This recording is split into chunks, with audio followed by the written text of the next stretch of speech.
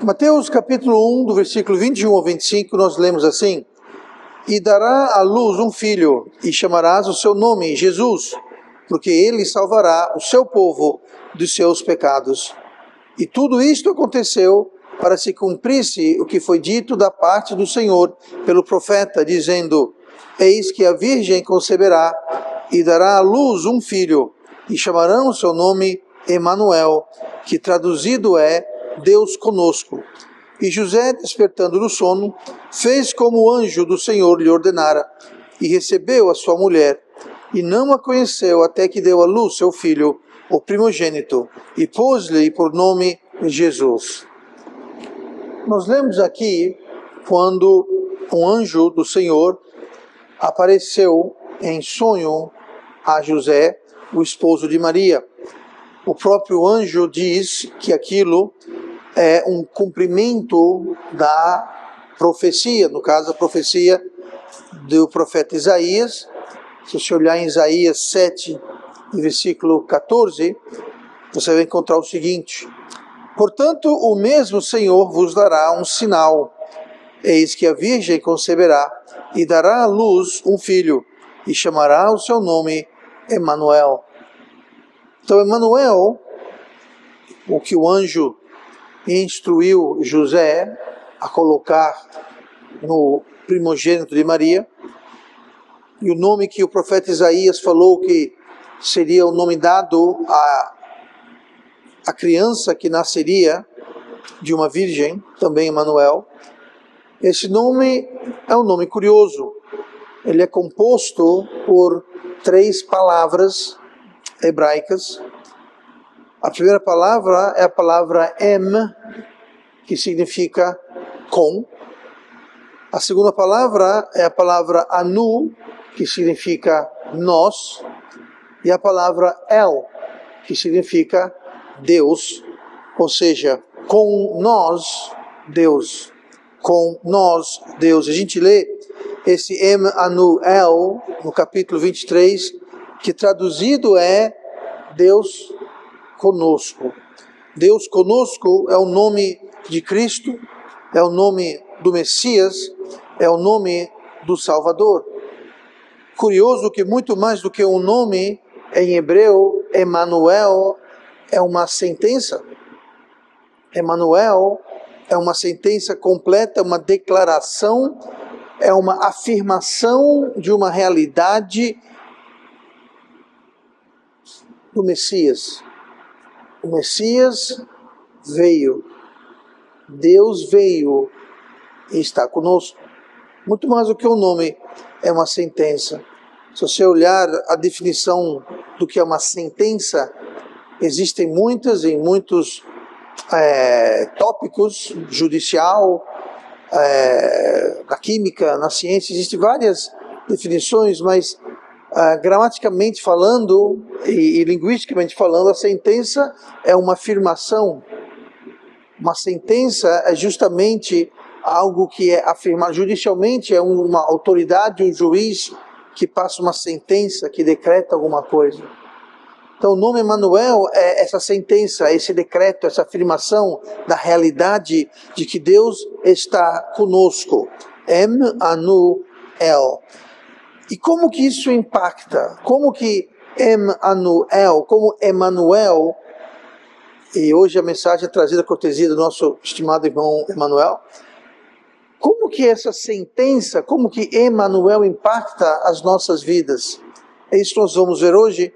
E vamos começar olhando em Lucas capítulo 8, e olha no versículo 22, e nós vamos ver que Deus está conosco, Deus é conosco, nas nossas dificuldades.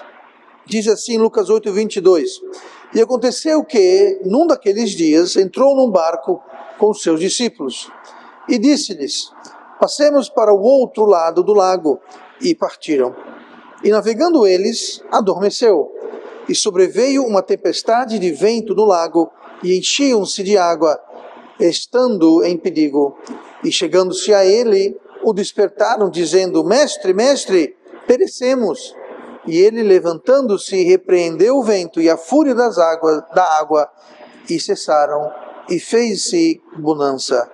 E disse-lhes: onde está a vossa fé?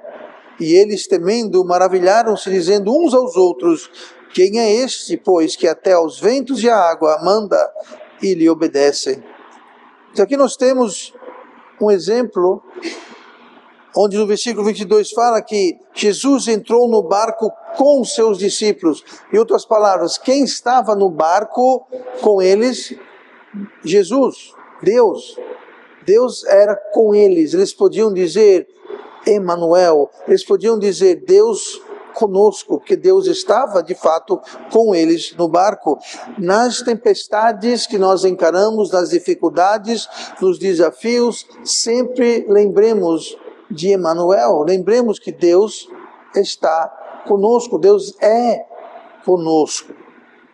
Mesmo no meio da tempestade, Deus estava no barco com os discípulos e foi esse mesmo Deus que acalmou a tempestade. Por isso que podemos ter confiança.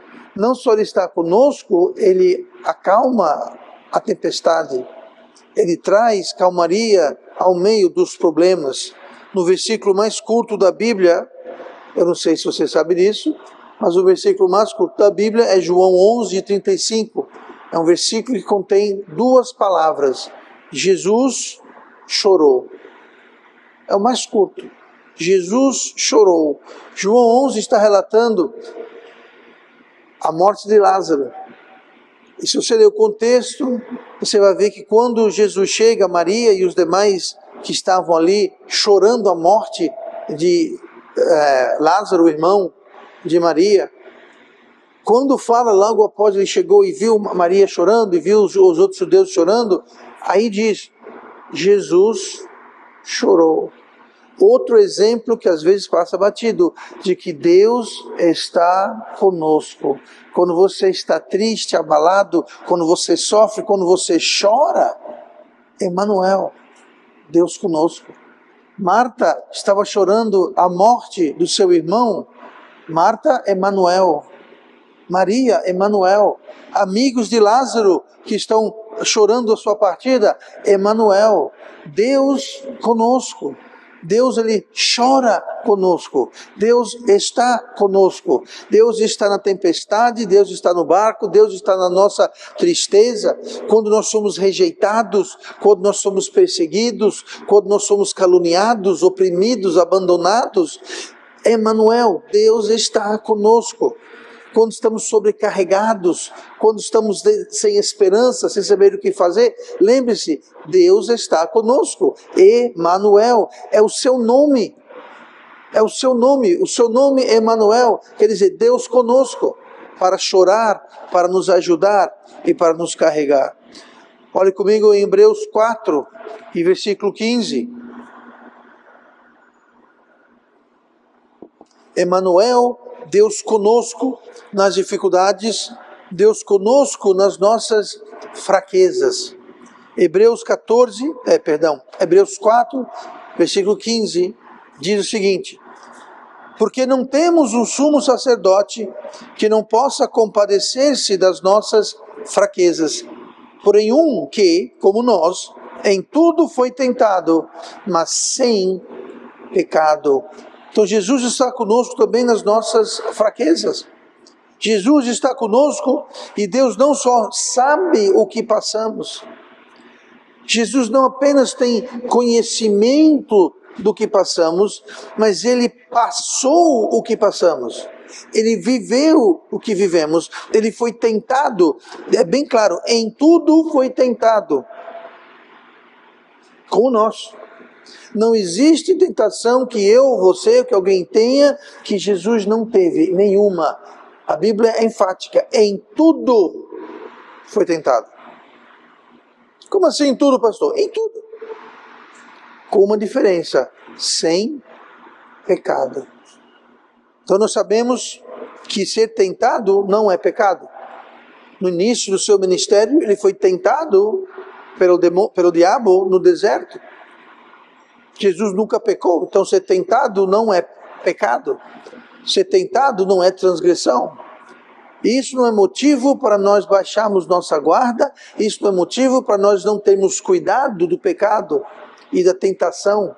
Eu costumo dizer, devemos evitar o pecado, mas melhor ainda, evitar a tentação. E melhor do que evitar o pecado e a tentação é evitar a aparência do mal. Quem evita a aparência do mal, evita a tentação. E quem evita a tentação, evita o pecado. Mas quando nós brincamos com a tentação, ou até brincamos com a aparência do mal, nós estamos nos aproximando do pecado. E pecado é pecado. A aparência do mal não é pecado. Tentação não é pecado. Pecado é pecado. Mas quem chega no pecado é quem brinca com a aparência, quem brinca com a tentação. Então aqui, quando está falando sobre nossas fraquezas, está tratando de ser tentado.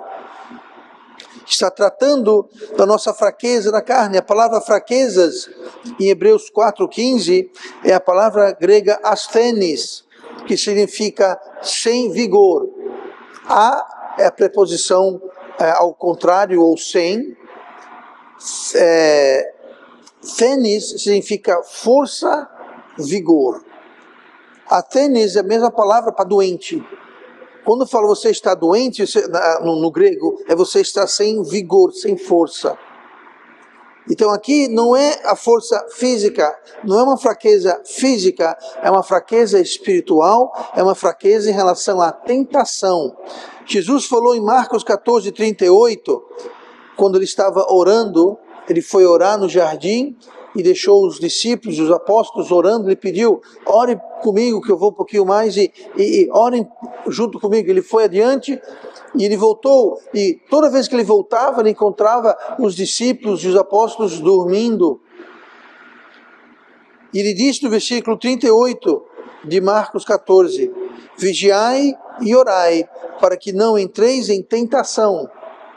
O espírito, na verdade, está pronto, mas a carne é fraca.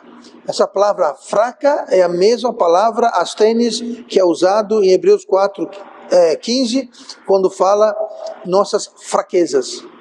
Usa a palavra fraca.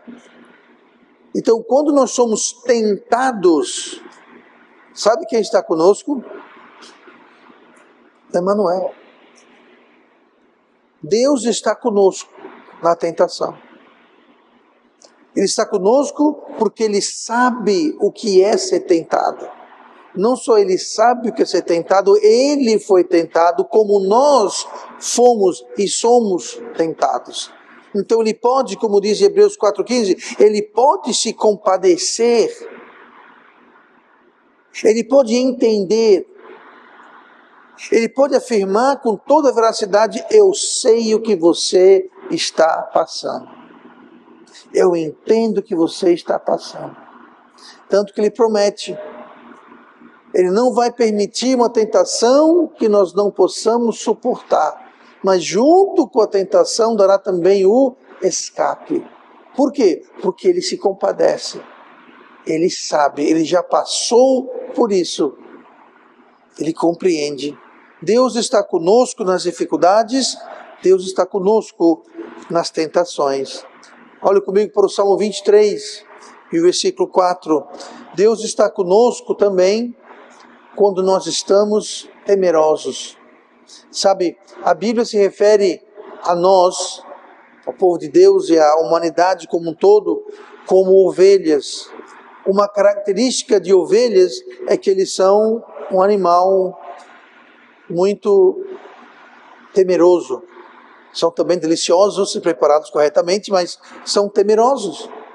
Eu tenho um amigo, pastor meu, pastor Jerry, mora lá no Kansas, e ele tem uma área grande na casa dele, ele cria umas ovelhas, e o nome delas, traduzido para o português, são ovelhas desmaiantes.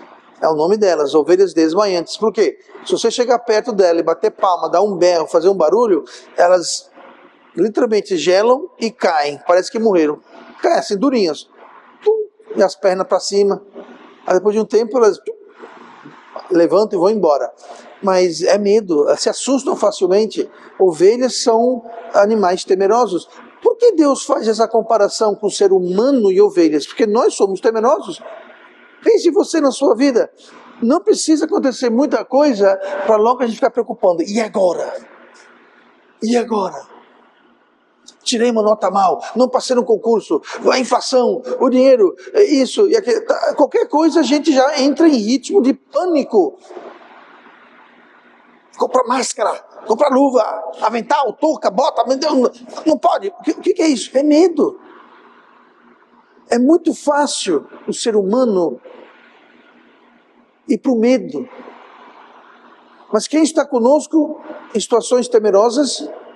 Deus está conosco. Vamos ler aqui no Salmo 23, o versículo 4, o famoso Salmo 23. Vamos só ler o versículo 4, onde diz: ainda que eu andasse pelo vale da sombra da morte, não temeria mal algum, porque tu estás comigo.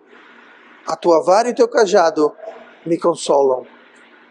Tu estás comigo. Se Emmanuel é Deus conosco, por que vamos temer? Não temeria mal algum. Nós não precisamos temer. Por quê? Porque Emmanuel. Por quê? Porque Deus conosco. E se Deus está conosco, não temeremos mal nenhum. Na realidade, Deus está conosco o tempo todo e todo o tempo.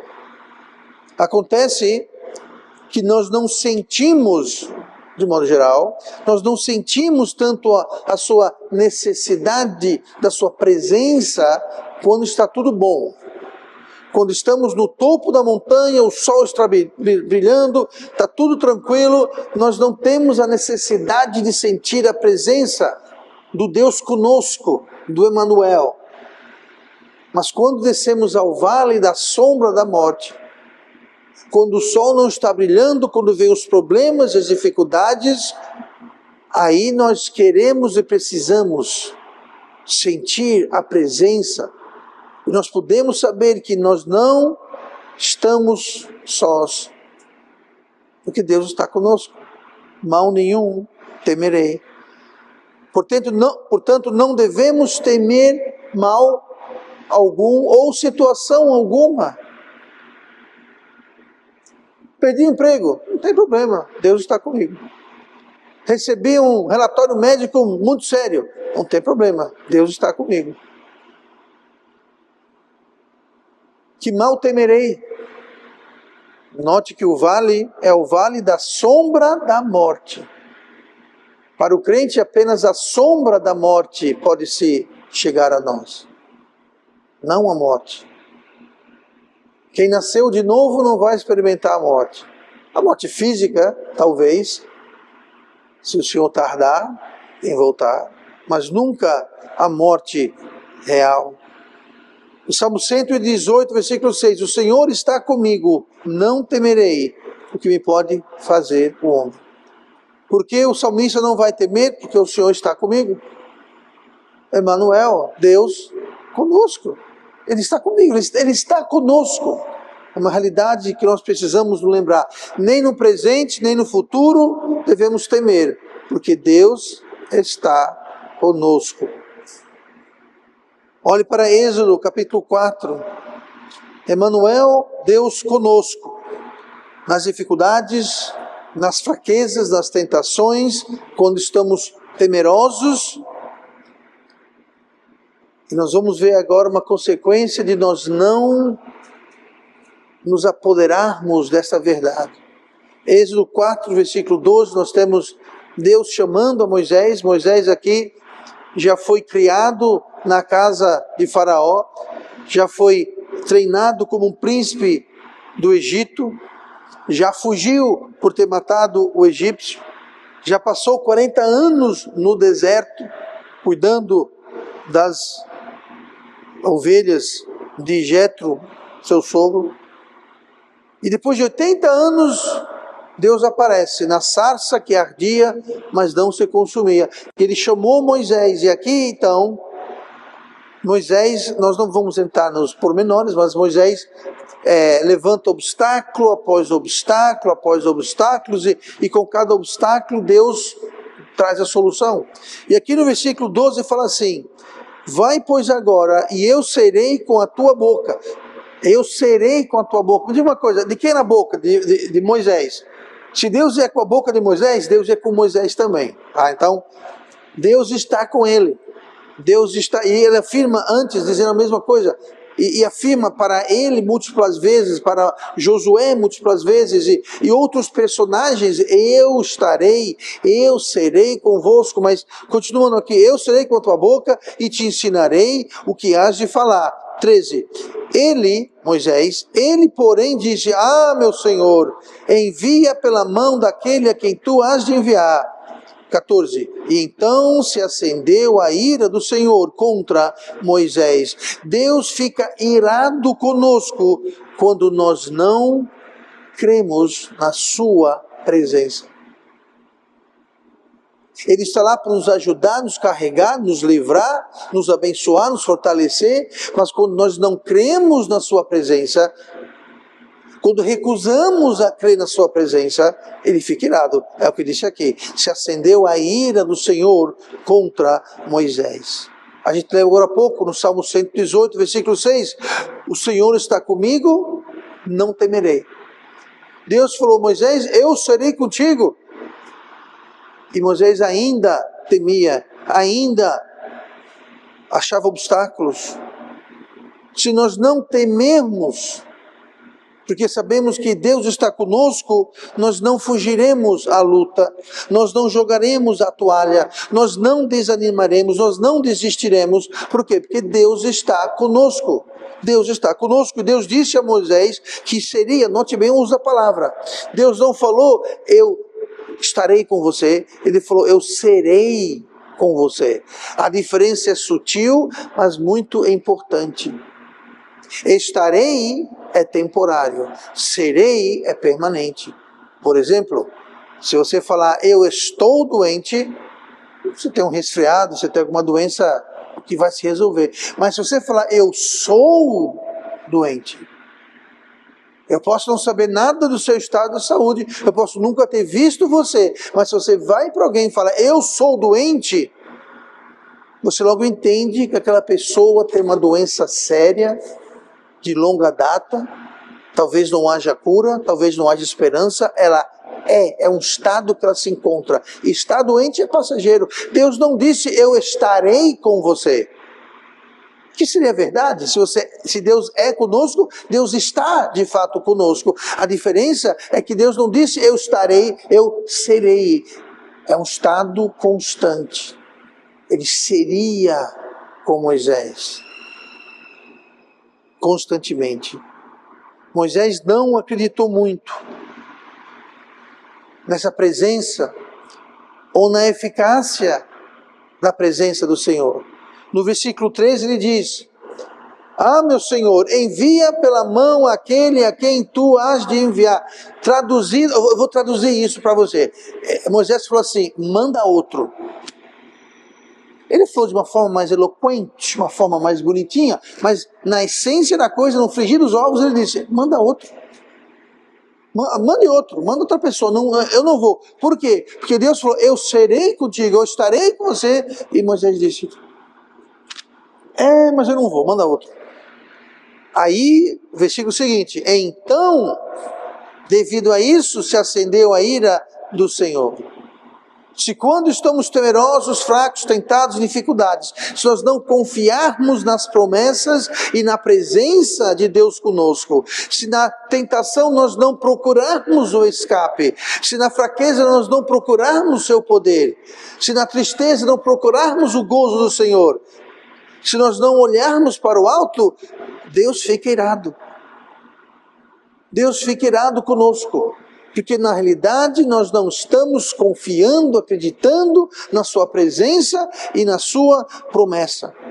Hebreus 10, 38 diz: mas o justo viverá pela fé, e se alguém se retirar, a minha alma não tem prazer nele. O que é se retirar? É você se afastar de Deus, você dar um passo para trás. Quem que se retira de Deus, senão aquele que não confia na sua presença e no seu poder? Se Deus tudo pode, se Deus promete, se Deus cumpre cada e toda promessa, e Ele está conosco, por que eu vou me desanimar? Por que eu vou retroagir? Por que eu não vou para frente? Por que eu não vou procurar o escape? Isso é falta de fé. Moisés teve uma crise de fé. Veja bem, Deus apareceu para ele numa sarça que pegava fogo no deserto e não se consumia. Uma sarça no deserto é um arbusto seco, e quando ele pega fogo é o que nós chamamos de fogo de palha. Ele pega fogo, aquele fogaréu, e alguns instantes depois ele se consome, porque está tudo seco, palha seca. E aquela sarça, ela ardia e continuou ardendo, não se consumia, não acabava, não queimava, e foi isso que chamou a atenção de Moisés. Ele disse, uma sarça está pegando fogo, e geralmente é aquele fogo, eu vou lá ver o que é isso. E ele ouviu, Deus falou da sarça.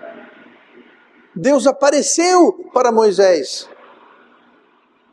E Deus falou com Moisés, e Deus prometeu para Moisés, e ele estava com Moisés, e prometeu ser com ele, e ele diz, manda outro. Será que quando somos tentados, a nossa atitude é a mesma? Quero não. Descartamos, quero não. Estamos desanimados e tristes, deprimidos. Deixa eu curtir a minha fossa, Deus. Sabia que é possível alguém ficar viciado na depressão? A pessoa se vicia naquele estado e ela só está contente quando está reclamando, deprimido, chateado. Se não está deprimido, chateado, reclamando, a pessoa não está legal. Tem que achar defeito em alguma coisa. Deixa eu curtir a minha fossa, Deus. Nós não estamos acreditando no que Deus pode fazer. Nós não estamos acreditando na presença do Deus conosco. Do Emanuel, Deus conosco. Emanuel veio ao mundo. Cristo veio ao mundo. E Ele veio a cada circunstância das nossas vidas. Nós podemos dizer com toda confiança e em toda circunstância, Emanuel, Deus conosco. Não interessa qual dificuldade, circunstância, tentação, situação, Deus conosco. Ele sempre estará conosco, porque esse é o seu nome. Esse é o seu nome. É sua essência.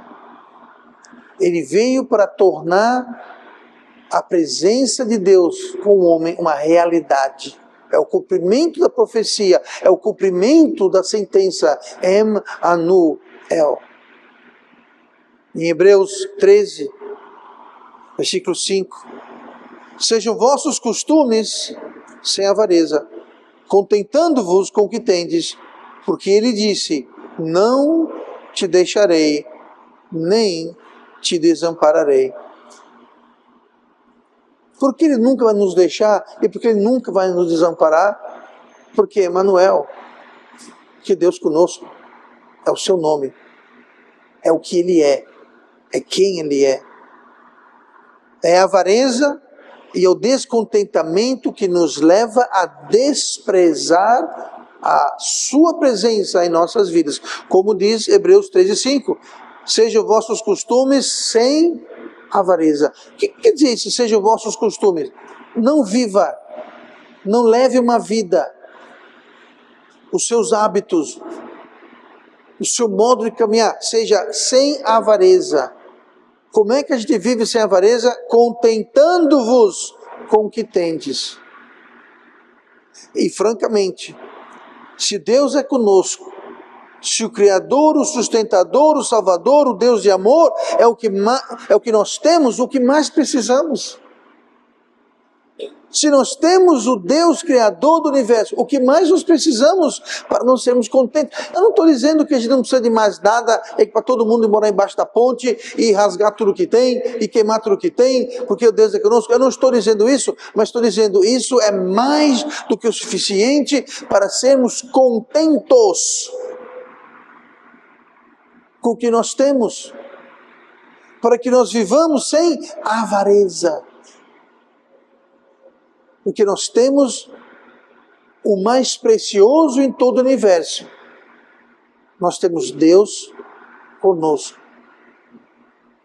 Deus habita em nós. Para o crente do Novo Testamento, entenda, Ele está conosco, Ele está habitando em nós. O Espírito Santo que nos cela está habitando mais conosco do que isso, não existe. Deus não está conosco quando nós estamos na igreja. Deus não está conosco quando nós lemos a Bíblia. Deus não está conosco quando nós oramos, apesar que Ele está conosco aqui na igreja, Ele promete estar conosco aqui na igreja. Ele está conosco de modo especial quando estamos lendo a Sua palavra, a Sua essência. Deus está conosco de modo especial quando estamos orando, falando com Deus. Mas Deus está conosco porque Ele habita em nós. A cada segundo, a cada instante, na igreja, com a Bíblia, em oração ou não, Deus está conosco, Ele habita em nós. Não existe mais conosco do que isso. Mas conosco, impossível. Então, em toda circunstância, nós podemos saber e confiar em Emmanuel, Deus conosco.